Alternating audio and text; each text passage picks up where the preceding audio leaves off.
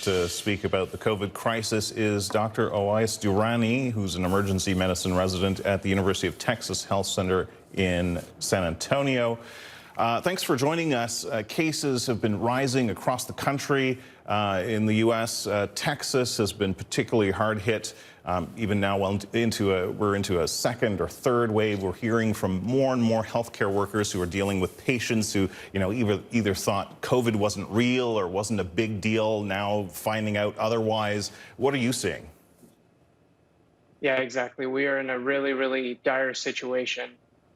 We, as you kind of mentioned, have been seeing an exponential increase in cases. We're well on our way to seeing 200,000 cases a day across the nation, 1 million cases over the last 7 days. And unless we make some drastic changes, we're going to be seeing exponential death rates. For example, here in Texas, in El Paso, 2 weeks ago, we saw skyrocketing hospitalizations. And now, unfortunately, we're seeing the death rates catch up. They're putting out calls for citizens to help transport bodies to morgues.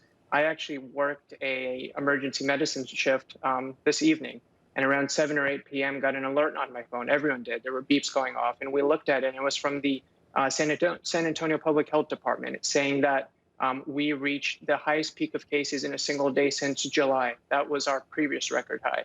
And so that's a really humbling figure, seeing all these numbers going up, knowing what's to follow, and that's death rates, which are a lagging indicator. And unless we make some big changes in how we are interacting with each other and this virus, we're unfortunately going to be seeing these headlines for weeks and months to come.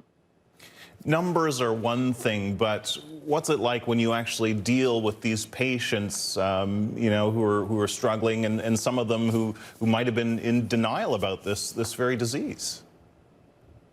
Yeah, it's tough. I've interacted with many, many patients that, I tell them, they come in with, for example, shortness of breath, and they say, "Hey, doc, what's wrong with me? Is it my COPD? Is it my asthma?" And I say, "No, it's COVID.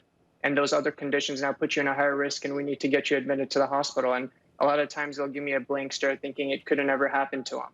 And so, unfortunately, it's an issue and a disease that's become politicized, but the disease doesn't discriminate. It treats everyone the same, and we truly need to give it the respect that it deserves and take the precautions that are necessary, because we are really at a point, unless we make some drastic changes, the numbers are not going to be headed in a direction that is going to be kind to us. So staffing and hospital capacity are two issues I'm hearing about quite often from those on the front lines. How are you being affected in the emergency department, and how is the lack of staff and capacity, possibly affecting the patient's health?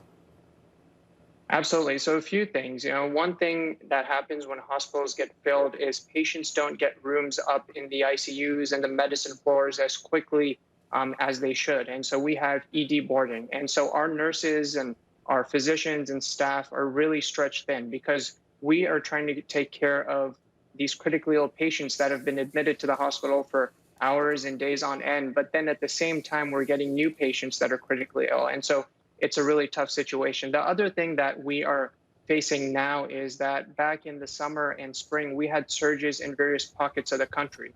And so, for example, we were able to mobilize physicians to Texas when needed, to New York when needed, because the other parts of the country were doing okay. Right now, we're seeing record highs across the nation. And so that ability to flex and have that surge capacity just simply isn't going to be there this time around like it was in the summer and spring. So obviously this is very depressing to hear about all this, but so let's turn to something more positive, the vaccines. Now, we lay people think of them interchangeably. I know the two different vaccines, they have a lot in common. Tell me about sort of how they're the same and how they're different, and sort of what that will mean practically for those of us who, will get them eventually. Yeah, so they're the same in the fact that they use mRNA technology. And so I know it sounds fancy and difficult to understand, but I like to explain it to people that it's an essential code. mRNA is a piece of code that gives your body an instruction to make a protein. And so you get that vaccine, your body gets an instruction to make a protein. That protein is the same protein that is on the outside of the COVID virus. And so essentially your body learns how to battle that little piece of protein. And so when you do get exposed to the actual virus, you're able to fight it off more effectively.